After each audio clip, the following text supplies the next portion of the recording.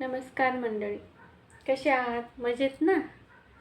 चला, मी माझी ओळख करून देते. मी आहे ललिता शिरसाट आणि माझं शिक्षण झालेलं आहे 10वी पर्यंत आणि मी एक गृहिणीच आहे.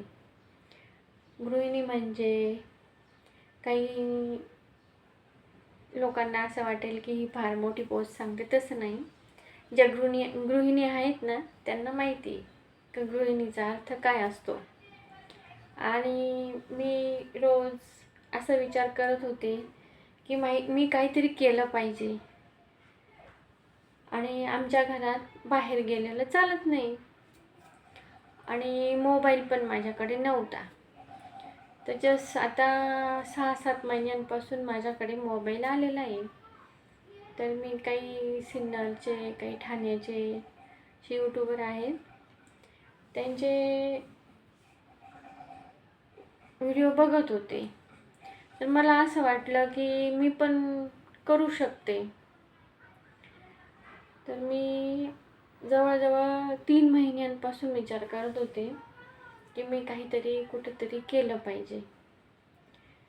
आज मला असं लक्षात आलं की आज व्हिडिओ टाकलाच पाहिजे. बघूया मला तुमचा किती सपोर्ट भेटतो.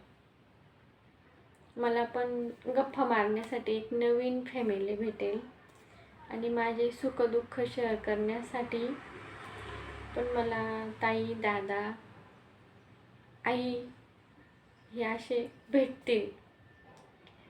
तर आज आहे आषाढीचा मंगळवार आणि आषाढ महिन्यामधील हा दुसरा मंगळवार. आषाढ महिना म्हटला की पंढरपूरची यात्रा आणि वारकरी संप्रदाय आता चाललेले आहेत वारीला.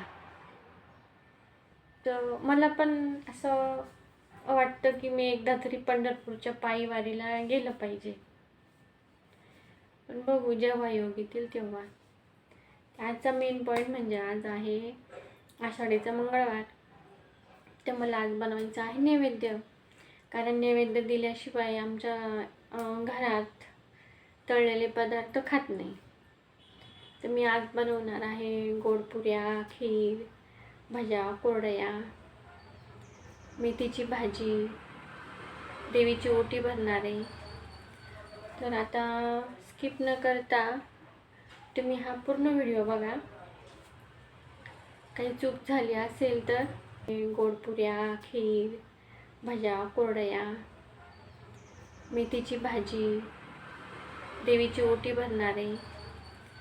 तर आता स्किप न करता तुम्ही हा पूर्ण व्हिडिओ बघा. काही चूक झाली असेल तर कमेंटमधून. चला, आमचा स्वयंपाक आता झालेला आहे. दीदीने तळल्यात पुऱ्या, आता बनवते भजे.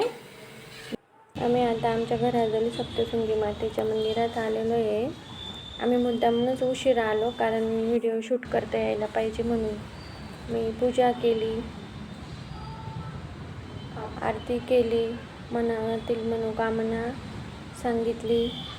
त्याच्यानंतर मी नैवेद्य दाखवला आणि नंतर देवीची ओटी भरली. तर मी बोललेले होते